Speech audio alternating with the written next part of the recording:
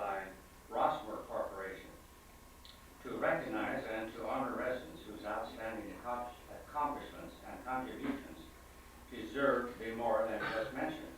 To each honoree was presented a portrait with an accompanying written testimonial. In August 1981, after 67 ceremonies held by Rossmore, Homefed Bank, and the Leisure World Historical Society took over this program. The portrait of the Leisure World of the Month is displayed at the bank.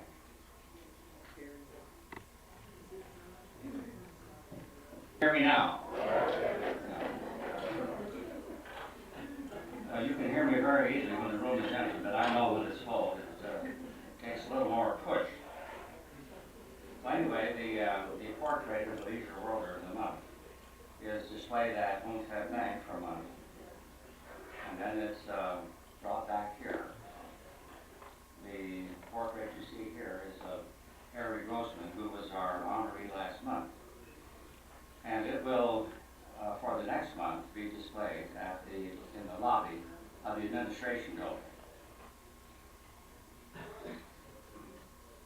Now, to get things underway, first I would like to introduce the manager of the local Homestead Bank, Kathy Gonzalez.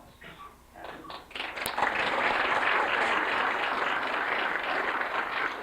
Good morning, everybody. It's a wonderful day today. We have some clouds, but I think it's going to brighten up later on today. I'd like to thank each and every one of you for joining us here this morning. I always look forward to Leisure Worlder of the Month, and I particularly look forward to today's program with Mr. Ito. And I've been away for about 3 months. I unfortunately had a herniated disc, so I've been dealing with just trying to be able to sit and walk and talk at the same time. But it truly made me think about what's meaningful in life and things like today's presentation and accomplishments that people have throughout their lives. And I just have to say I'm really happy to be back. I'd like to invite all of you to come into HomeFed whenever it's convenient for you and sit down and chat for a little bit, open up accounts with us. And I'd also like to introduce my boss who's here with me today. This is my sales manager, Linda Shinjak. And she drove out from Chino today to be with us this morning. So I'd like to say thank you. So I look forward to the program, and Mr. Grossman, I'm sorry I missed the ceremony last month. I heard it was very nice. So happy holidays to everybody. Thank you. I'd also like to introduce Pat Anderson from Homestead Bank. If you go into the bank as a new customer or new, Pat is the lady that you see first. And now I'd like to introduce the president of our Leisure World Historical Society, Claire Still.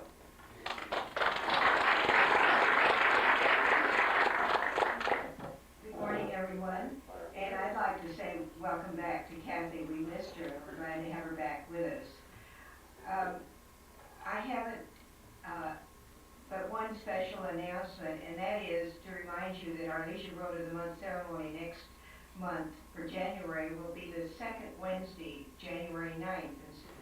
And now the next order of business is the hanging.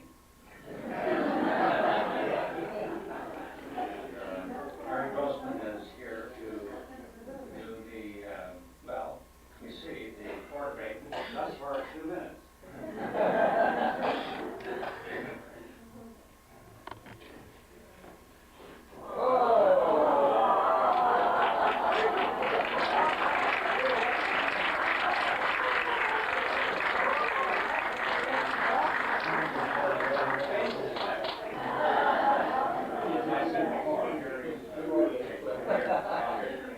Harry's portrait will hang in the lobby of the administration building for the next month, and then he can take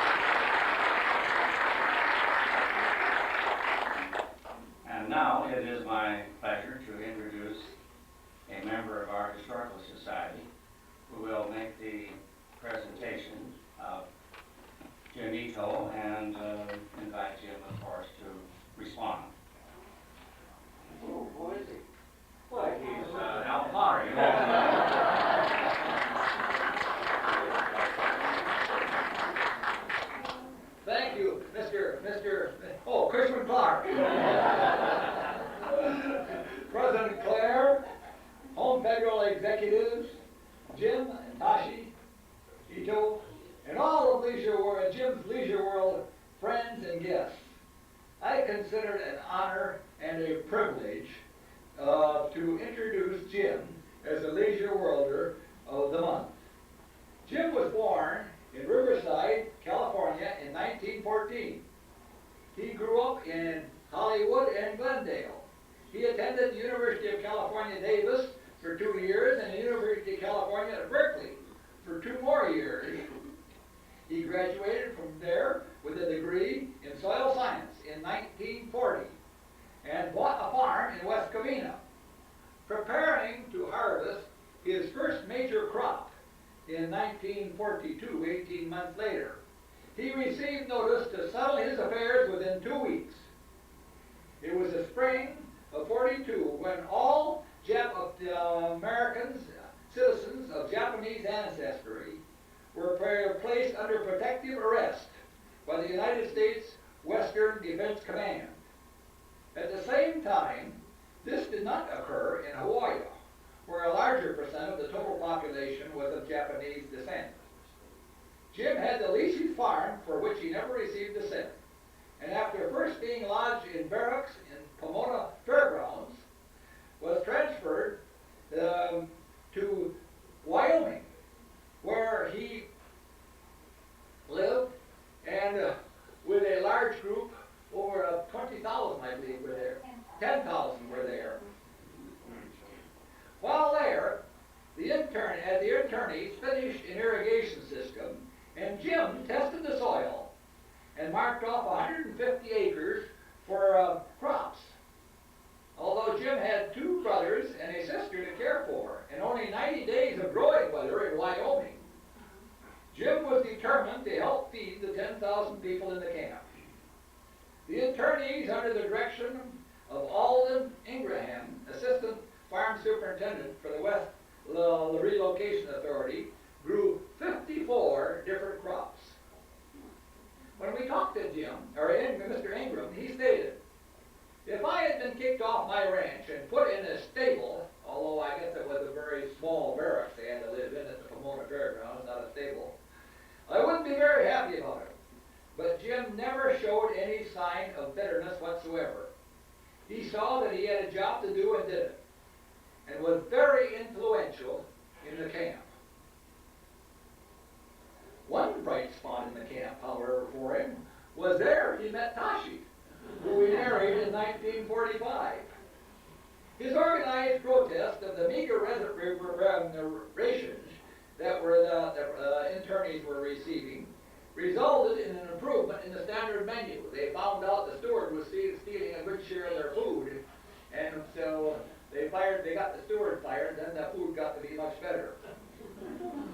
Jim also helped residents develop resumes to attract attention of off-camp employers. A resident with such a sponsor could get a job out of the camp. Another way out was to join the Army. Jim's 2 brothers joined the combat team, and Jim, with 2 years of Reserve Officers Training Corps background, entered military intelligence in 1944. And that same year, he won the inter-battalion sharpshooting contest at Fort McClellan, Maryland. So don't be careful with him. His talents were needed stateside, but after the war, he re-enlisted and was sent to Korea as an interpreter and assistant superintendent of irrigation and reclamation. In 1947, he returned to rejoin Tashi and regain control of the farm he had been forced to lease out. He soon learned the farm was a lost cause, but the tenant left him nothing but debts, and he was forced to sell it.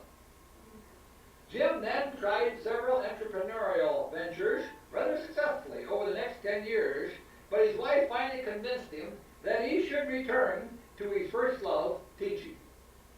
Before the war, Japanese Americans couldn't beat teachers, but the 442 Purple Heart Battalion of Japanese changed all this, and Tashi was able to get a teaching degree first, and soon after, in 1958, Jim picked up his teaching credentials in agriculture and life science at Cal State Los Angeles.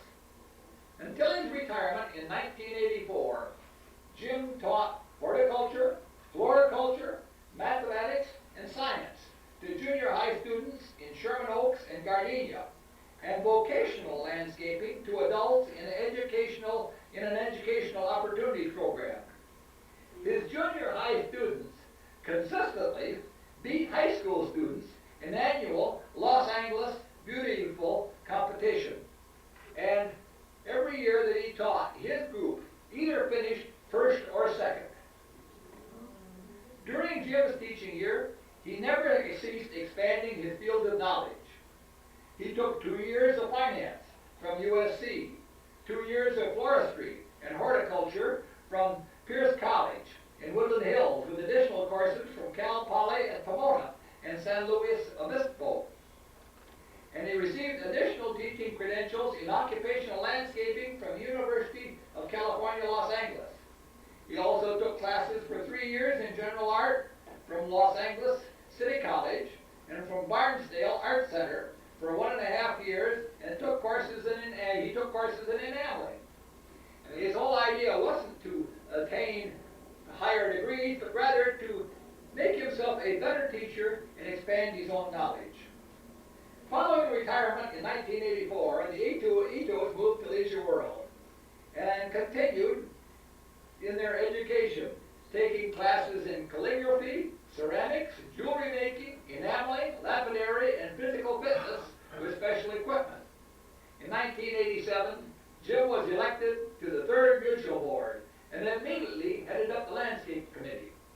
During the next 3 years, in addition to laying out 20 plots to determine the prettiest drought-resistant plants most suitable to our soil and climate conditions, his assistance and recommendations have been most helpful and sincerely appreciated by Milt John, head of Landscape Department. Following 3 years on 3rd, he now serves as the director on Golden Rain and is chairman of the Grounds and Water Committee.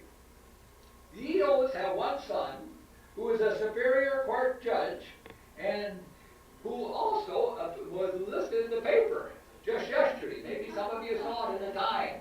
Judge Lance Ito. He is in charge of the Charles Keating trial. And he told Mr. Keating that he had to report regularly on a specific day each week, rather than just reporting in whenever they felt each week. Good idea. They also have the daughter, who is a school teacher. But he will tell you more about them, I'm sure. Jim in Leisure World is a member of the Garden Club of Leisure World. He served as president for 2 years. And for 3 years was on the Garden Center Advisory Council. He is also a member of the American Legion, Post 257, Jewelry and Allied Arts Group, Ceramics Club, and Automobile Society. Some of his enameling works were on display in the jewelry display case in November, and they were still there Sunday. I don't know if they're still there today, but if they are, they're well worth going down and looking at. Well, they were taken down. Sorry. Jim has a creed that he certainly has lived up to, which reads as follows. 1, when assigned a task, do the best you can. 2, help the less fortunate and needy. You will sleep better. 3, don't talk, just do it. 4, do all that you can to make your community a better place in which to live, friendlier and more beautiful. As a former director and chairman of the Landscape Committee for 3rd Mutual and Grounds and Water Chairman for Golden Rain, I truly believe that Jim has contributed more to our community as chairman of both the 3rd Landscape Committee and GRF Grounds and Water Committee than any other director who has held either job in the 14 years that I have lived here. So this time, I present Jim Ito, Leisure World of the Month for December, to tell you more about himself and his family. Jim.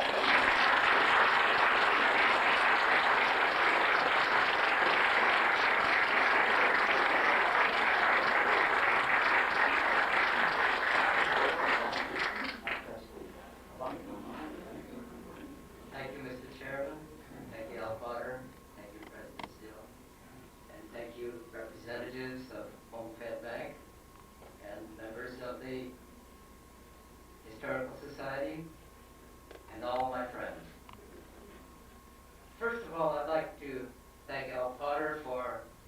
the introduction.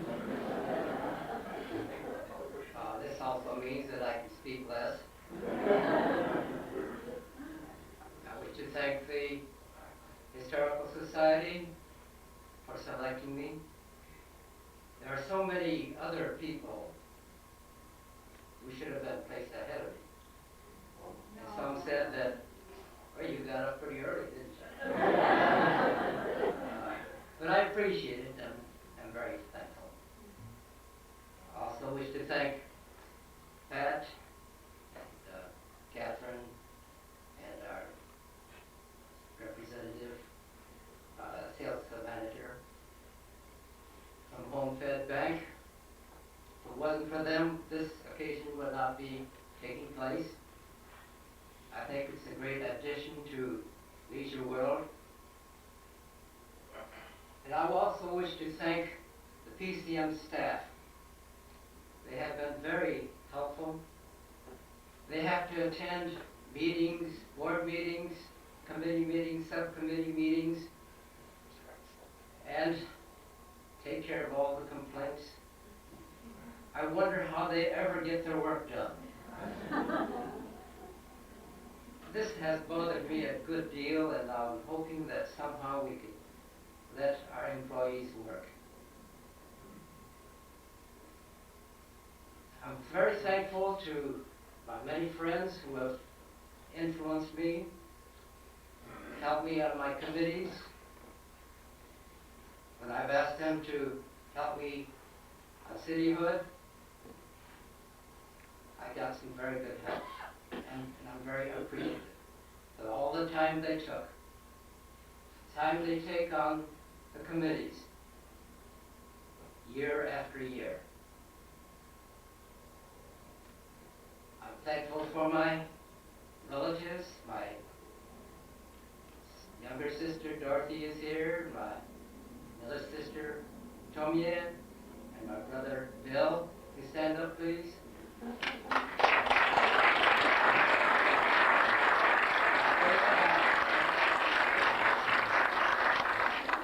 I hope that you can meet them after a while. That is the end of the meeting. I've been thinking the last few days, reminiscing, thinking about what I did during my life. 76 years, the average year for a leisure world. What have I accomplished? Not much. I haven't done anything that's great, anything really important. But I begin to think, why am I here? Who am I? I am Jim Ito because of my parents. I'm very thankful for my parents. They had a very hard time, and they persevered, and they produced. We have a family of 8 children. My mother had 10. She died early at the age of 46. She went through a lot of hardship. My character was built by my father and mother. What are they? Loyalty to country, loyalty to your job, perseverance. They call it also gamam, which means to overlook your hardships and persevere. He taught me to work hard. And my mother and father both worked hard. Because you had to if you had 8 kids to support. We never went hungry.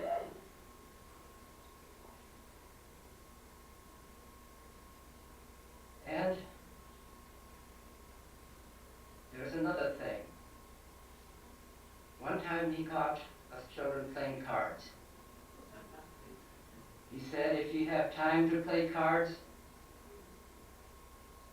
read a good book instead. So I never was good at playing games.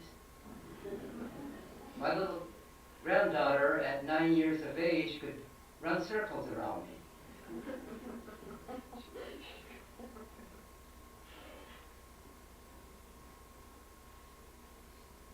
There was another thing.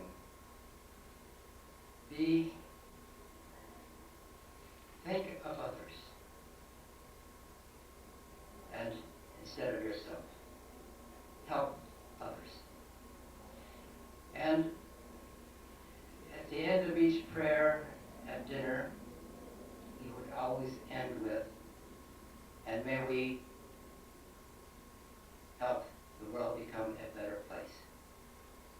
That means for us to help make the better place. Not just may the world be a better place. He was quite a fellow when he was young. He drank and he smoked. But when he got married and the first child came, he stopped. And he went to church with his wife. He became a leader in the Methodist Church. Wherever he went, he opened a new church. So, and there's another thing, a foundation. He remembers when he was a child, when his father on a white horse, a war horse, with his battle helmet, led 100 soldiers out of the district to battle the Satsuma clan, which is in rebellion. Ever since that time, he wanted to be on a white horse and do the same thing. and just like a white knight, on a white charger. We have a picture of him on his farm on a white horse. That's as close as he could get to be a feudal warrior. But when you are born in a samurai family, which my grandfather was an administrative samurai of the Antaku village area, where he was in charge of a candle making factory, and naturally, my father was brought up under rather stern conditions, stoicism, and where they emphasized, of course, loyalty and courage, and to always be thinking of the people under you. And so, and my mother, by the way, he comes from the Fujiwara clan, which was advisors to the emperor at one time. And my mother comes from the Taira clan. And she also was brought up in the samurai tradition of the children. And therefore, you have a sternness. I remember one time, or several times when I was a very small child, I was crying, and my mother said, if you continue to cry, I'm going to make you into a girl.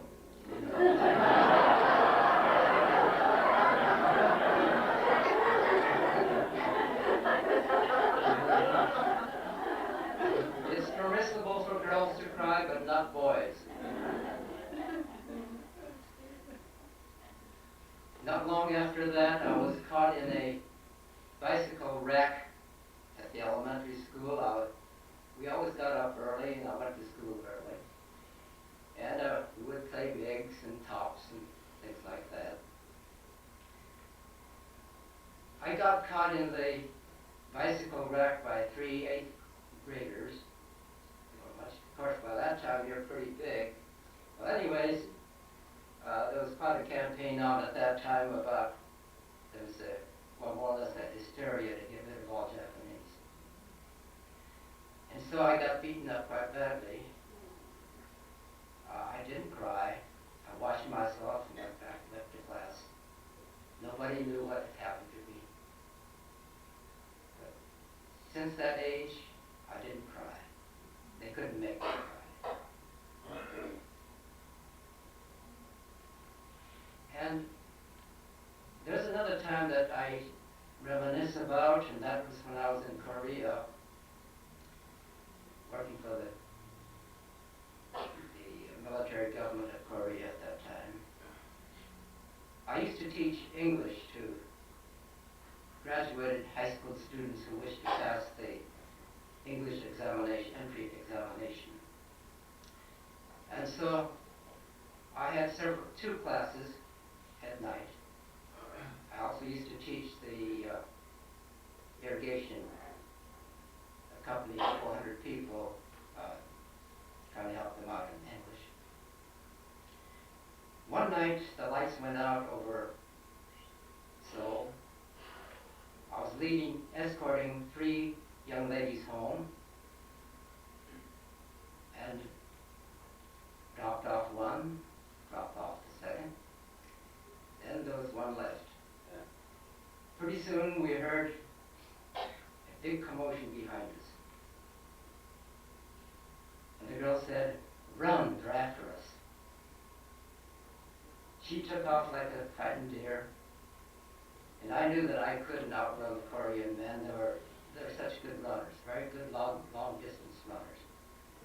And so I backed up against the wall at one of they had a lot of little small stores, thatch roofed, made of adobe.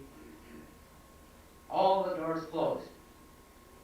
I was left there alone with the men whistling from one side, then from the other side. They gradually came in and they surrounded me.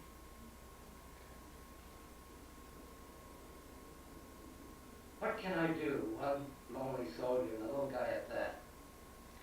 I had a small pocket knife, a little tiny one like that. I looked around for something to protect myself. Nothing. And when they got to about there were about 200 young men. When they got to about 10 feet from me, I stepped forward to them and said, "Is it wrong to teach English?" They jumped back.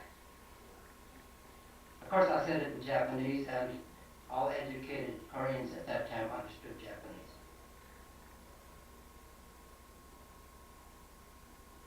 Nihongo shiru no wari no ka? I guess the question there stopped them. And so one said, "No, it isn't."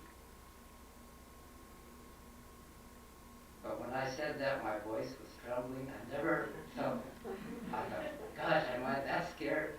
I was. And they said, "We just came from beating up and left an American soldier dying. We want you." Just then, one of the boys said, "I remember you. You came to the PX, and I work at the PX." I waited a little while to see what was going to happen, what happened to the girl. And they said, "Hide it." That means, go home. So, I went home. Well, now there's another incident that speaks about the character of my father.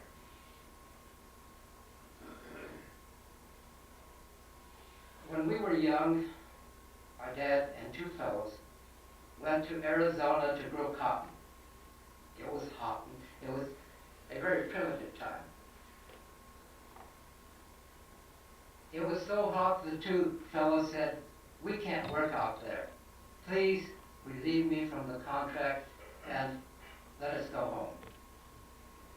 My dad said, I will plow, I will rake, and I will plant the crop.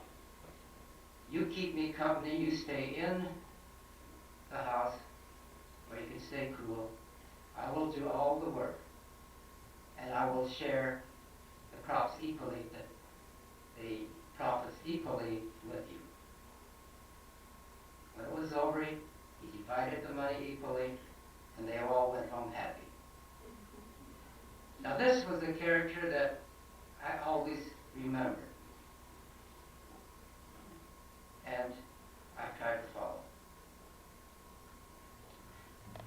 I received this from a friend, Harriet Arnaz. I'd like to read it. Perhaps she thought that it might be something I could say here at the presentation. You might recognize where this came from too. Success. To laugh often and love much. To win the respect of intelligent persons and the affection of children. To earn the approbation of honest critics and endure the betrayals of false friends.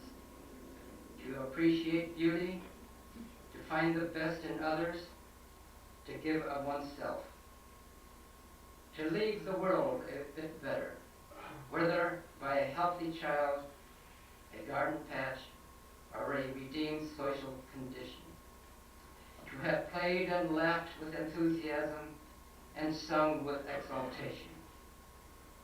To know even one life has breathed easier because you have lived. This is to have succeeded. So, I'm still trying.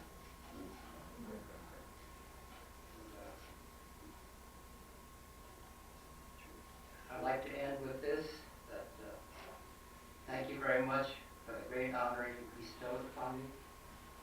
And my wife also should have been with me here because she's my other half. I am not just alone. It is due to Toshi that I'm here. Thank you very much.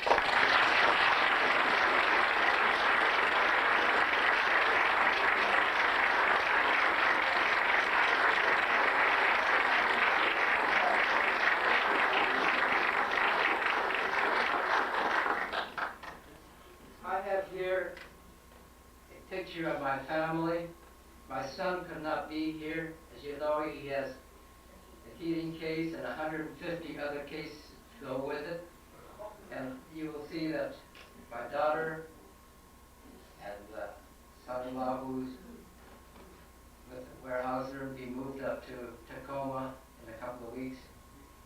They have two children, and my son and his wife, there are no children there.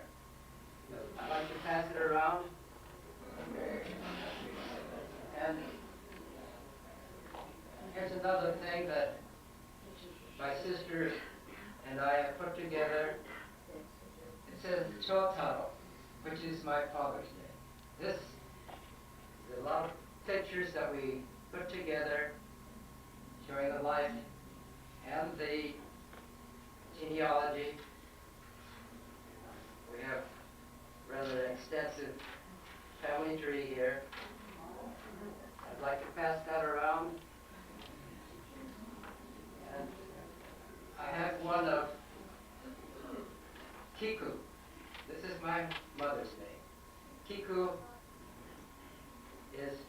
that's a character, and then Kiku is a chrysanthemum.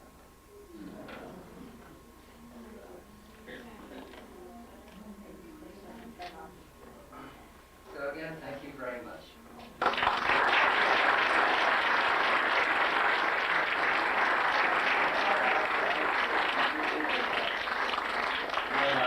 Jim, thank you very much. Your remarks have been most interesting. This concludes the meeting, and Jim and his wife will, I hope, be up here to greet any of you that want to come up and say hello.